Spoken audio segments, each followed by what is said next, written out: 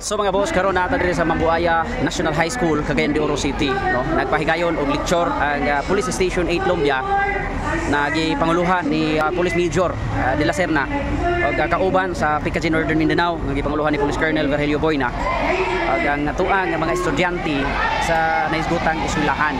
Og kini nga programa ag bisita eskwela, crime prevention strategy sa atong pulis.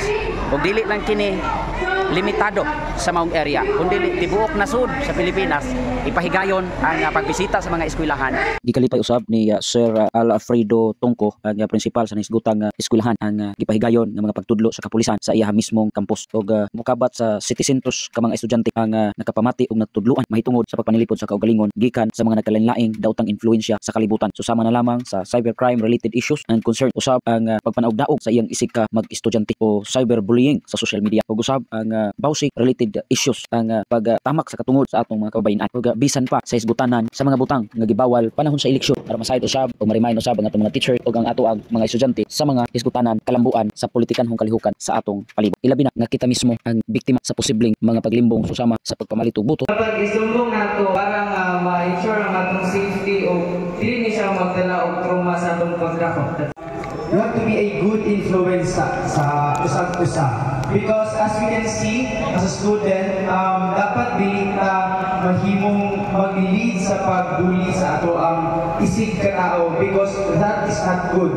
It can affect them mentally or emotionally. Kasi maganahan na apiro niya ang classmate kaya dili siya pasok sa ilahang standard.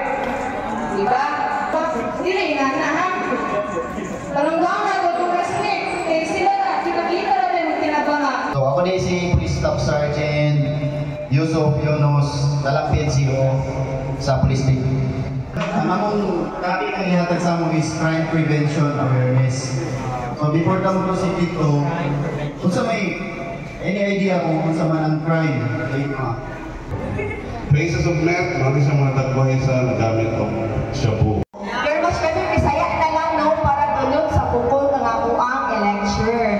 Og sa pagbaligya sa boto nga maul na lamang ang nag-inusarang katungod sa katawhan nga mapabarok ang pagtabang sa nasod pinagi sa pagpili sa maayong liderato. Og isgutan usab dinhi ang paglikay sa mga grupo o mga gang nga mao'y makahatag og influensya nga daotan ngadto sa usa ka estudyante. Ilabi na nga mga badabong pa kini og mga pangunahuna.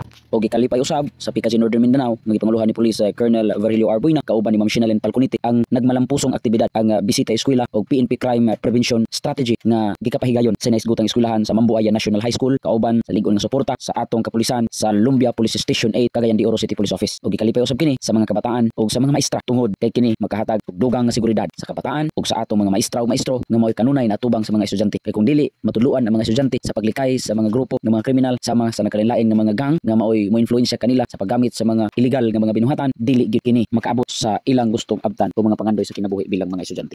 So natapos na ang programa ng PKG Northern Mindanao kasama ang collaborated effort ng Police Station 8 Lumbia ay sinuportahan ng mga paaralan lalo na dito sa Mambuaya National High School at kasama ang ating mga non-government organization na sumuporta sa ating kapulisan sa Police Regional Office 10, particular dito sa Cagayan de Oro City Police Office na pinumunuan ni Police Colonel Salvador Nomuradam. Itong programang ito, ang pagbisita sa paaralan, ang pagbigay ng paalala sa ating mga estudyante at pagbigay sa kanila ng mga guidance kung ano yung gagawin para po mailayo sila sa kamay ng mga kriminal, para magiging aware ang ating mga estudyante at sila po mismo ang magbabantay sa kanilang sarili at maiwasan nila ang pagiging biktima sa mga illegal na gawain sa komunidad.